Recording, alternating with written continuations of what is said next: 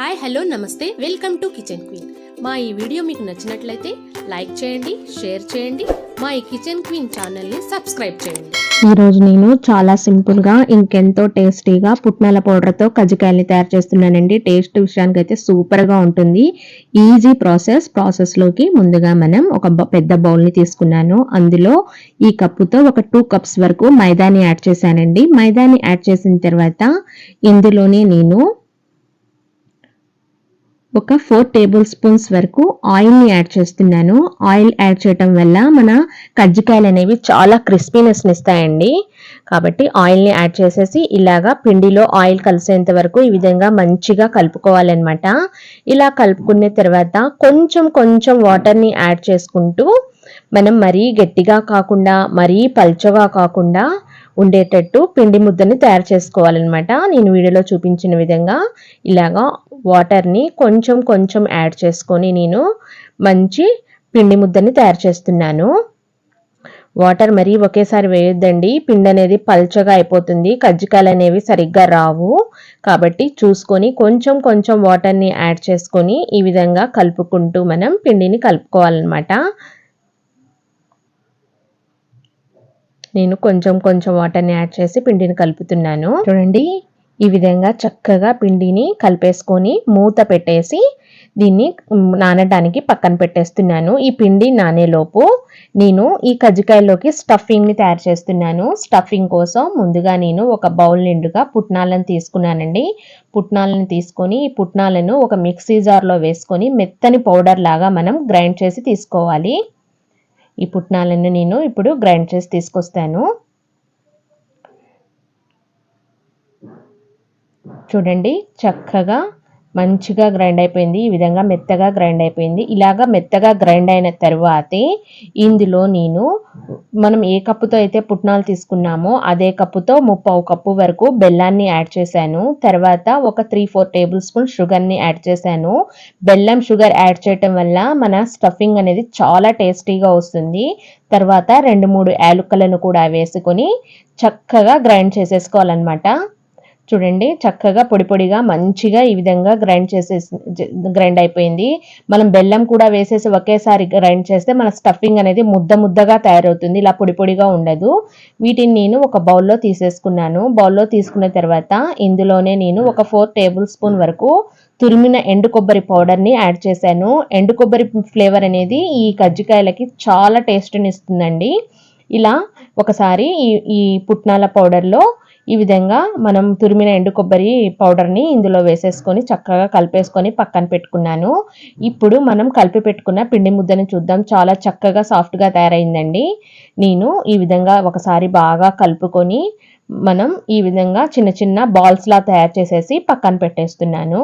పిండినంతటిని ఒకేసారి బాల్స్లా తయారు చేసేసి పక్కన పెట్టేస్తున్నాను. పిండి నానటం వల్ల చాలా చక్కగా ఉందండి. పిండి అయితే మనం చపాతీలాగా తయారు చేయడానికి కూడా ఈజీగా ఉంటుందన్నమాట పిండి నానటం వల్ల. ఇప్పుడు ఒక చపాతీ పీటని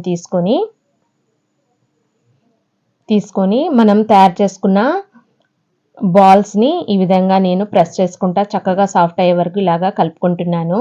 తర్వాత కొంచెం పొడిపిండి చల్లుకొని చపాతీ రోలర్తో నేను ఈ పిండి ముద్దని చపాతీలాగా తయారు చేస్తున్నానండి. మరీ మందంగా కాకుండా మరీ పల్చగా కాకుండా నేను వీడియోలో చూపించిన విధంగా తయారు చేసుకోవాలి. మీకు రౌండ్ రానట్లయితే ఇలాగా చపాతీలాగా తయారు చేసుకొని దాని మీద ఒక ప్లేట్ని బోర్లా పెట్టేసి మనకు కావాల్సిన సైజు ప్లేట్ని బోర్లా పెట్టేసి నైఫ్తో చుట్టూరా కట్ చేసేస్తే చపాతీ షేప్ అనేది రౌండ్గానే వస్తుందండి. అప్పుడు మనం స్టఫింగ్ పెట్టుకున్నా కూడా కజ్జికాయ షేప్ పర్ఫెక్ట్గా ఉంటుంది.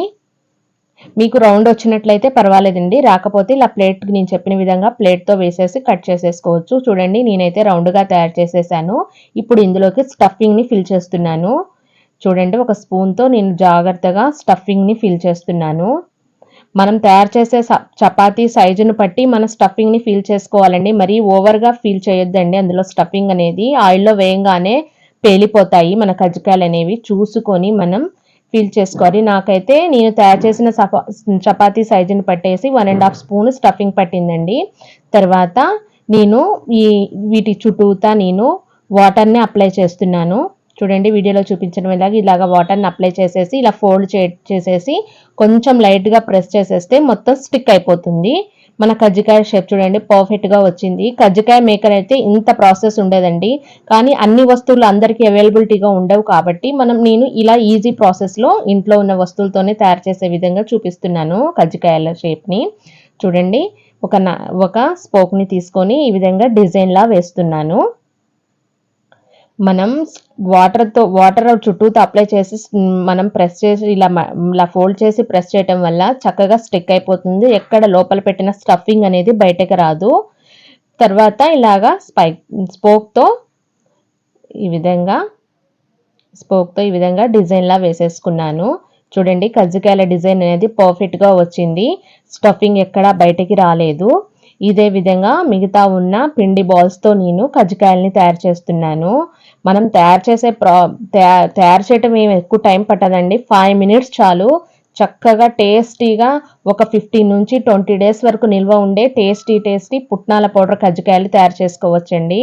కొంచెం శ్రమ, అంటే ఎక్కువ శ్రమ కూడా లేదండి. ఒక 10 మినిట్స్ మనం కేటాయిస్తే 15 డేస్ వరకు టేస్టీ స్నాక్ ఐటమ్ అయితే తినొచ్చు కదండి.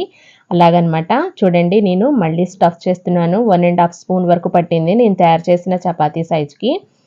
ఇలా స్టఫ్ చేసేసి చుట్టూతా వాటర్ని అప్లై చేస్తున్నాను.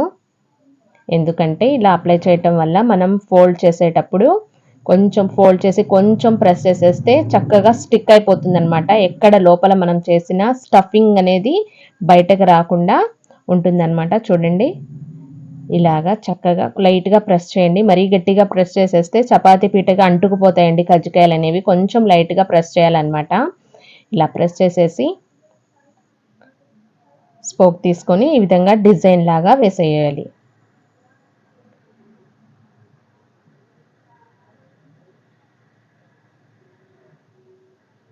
చూడండి ఇలాగా డిజైన్ లాగా వేసేయాలన్నమాట.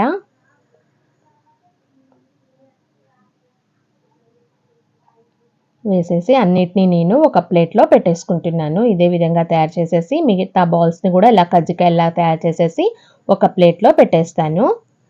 ఇప్పుడు వీటిని నేను ఫ్రై చేసుకోవటానికి స్టవ్ ఆన్ చేసుకొని దాని మీద ఒక కడాయిని పెట్టి మనం డీప్ ఫ్రైకి సరిపడా ఆయిల్ని పోసి, ఆయిల్ ఫస్ట్లో హై ఫ్లేమ్లో బాగా వేడవ్వనివ్వాలండి. ఆయిల్ వేడైన తర్వాత మీడియం ఫ్లేమ్లో పెట్టేసి మనం తయారు చేసుకున్న కజ్జికాయలని ఒక్కొక్కటిగా ఈ ఆయిల్లో వేయాలండి. హై ఫ్లేమ్లో అస్సలు పెట్టుకోవద్దు. హీట్ అయిన తర్వాత మీడియం ఫ్లేమ్లో పెట్టుకోవాలి. ఇదైతే జాగ్రత్తగా గమనించండి. హై ఫ్లేమ్లో పెడితే మాడిపోతాయి, లోపల స్టఫింగ్ అనేది ఉడకదు. కాబట్టి హై ఫ్లేమ్లో వేడైన తర్వాత మీడియం ఫ్లేమ్లోకి టర్న్ చేసుకొని ఫ్లేమ్ని ఒక్కొక్కటిగా ఈ కజ్జికాయలని వేసేసుకొని ఇలా హీట్ ఆయిల్ని ఇలా వేయటం వల్ల మంచిగా పొంగుతాయండి. క్రిస్పీనెస్ కూడా బాగా వస్తాయి ఈ కజ్జికాయలు. ఇలాగా చక్కగా వేడి ఆయిల్ని ఇలా వేసేస్తే చూడండి చక్కగా పొంగినాయి కజ్జికాయలు అనేవి. ఇలా చక్కగా పొంగినాయి అంటే క్రిస్పీగా ఉన్నాయి అని అర్థం అనమాట. చూడండి చిన్నగా వేరే వైపు టర్న్ చేసుకుంటూ చక్కగా గోల్డెన్ బ్రౌన్ కలర్ వచ్చేంత వరకు ఫ్రై చేసుకోవాలండి. ఇలా టర్న్ చేసుకుంటూ వేడి ఆయిల్ పోసుకుంటూ నేను ఈ కజ్జికాయలు అనేవి ఫ్రై చేసుకుంటున్నాను. మీడియం ఫ్లేమ్లో మాత్రమే ఫ్రై చేసుకోండి. హై ఫ్లేమ్ అస్సలు వాడొద్దు. హై ఫ్లేమ్ వాడితే మొత్తం మాడిపోతాయి. కాబట్టి మీడియం ఫ్లేమ్లోనే నేను ఈ కజ్జికాయలు అనేవి ఫ్రై చేసుకుంటున్నాను. ఒక 2-3 మినిట్స్కి కలర్ చూడండి మంచిగా కలర్ చేంజ్ అయిపోయాయి, మంచిగా కనిపిస్తున్నాయి. చాలా క్రిస్పీగా కూడా కనిపిస్తున్నాయండి. చక్కగా పొంగినాయి కజ్జికాయలు అనేవి. ఇలా టర్న్ చేసుకుంటూ మంచిగా ఫ్రై చేసుకోవాలన్నమాట.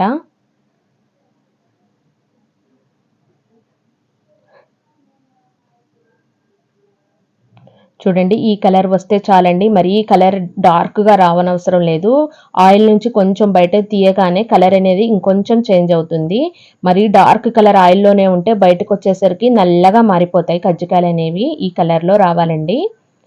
నేను ఈ కజ్జికాయలని తీసేసుకొని ఒక ప్లేట్లో పెట్టేసుకొని మళ్ళీ మిగతా ఉన్న కజ్జికాయలను కూడా ఆయిల్లో డీప్ ఫ్రై చేసుకుంటున్నాను.